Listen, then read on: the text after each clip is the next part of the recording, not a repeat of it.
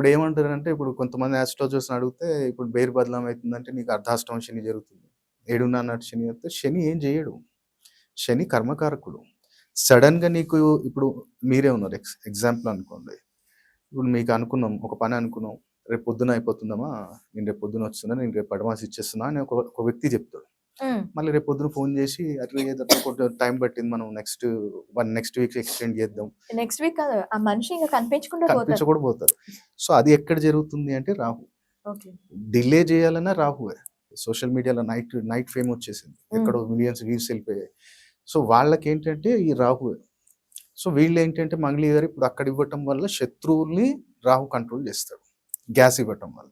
For example అనుకోండి, లేడీసే ఉన్నారు. వాళ్ళకి స్కిన్ ఇన్ఫెక్షన్స్ వస్తున్నాయి. లేదనుకుంటే వైఫ్ అండ్ హస్బెండ్ రిలేషన్ బాలేదు.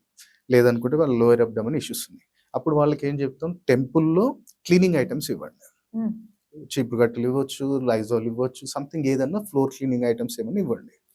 అదే కొంతమంది ఇంట్లో పిల్లలు మొండి చేస్తారు. అంటే ఇనరు. కొంచెం ఏమవుతుందంటే నేమ్ ఎఫెక్ట్ ఉంటది. హ్మ్.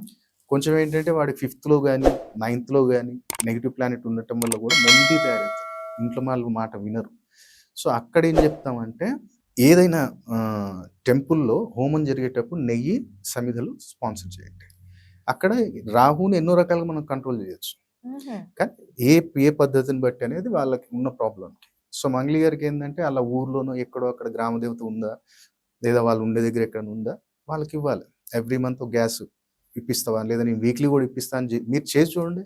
క్లీన్ చిట్ రాకపోతే నన్ను అడగండి. 100% నేను ఛాలెంజ్ చేసి చెప్తా. వీక్లీ ఒక 2 మంత్స్, 3 మంత్స్ ఇయ్యండి. ఏం బదలాం కాదు. మంచిగా క్లీన్ చిట్ వస్తది. ఈ రెమెడీస్ చేసుకుంటే.